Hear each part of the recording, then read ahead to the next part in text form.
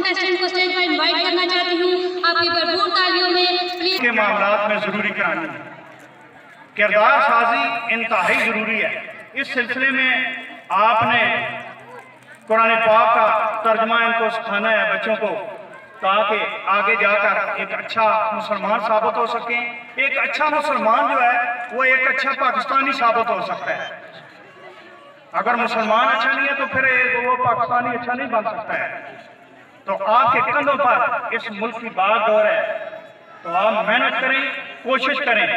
अंग्रेजी का मकूला है, wealth is lost, nothing is lost, health is lost, something is lost, character is lost, everything is lost.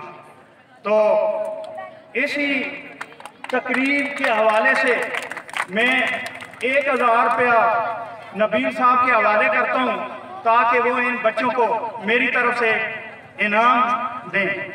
शुक्रिया।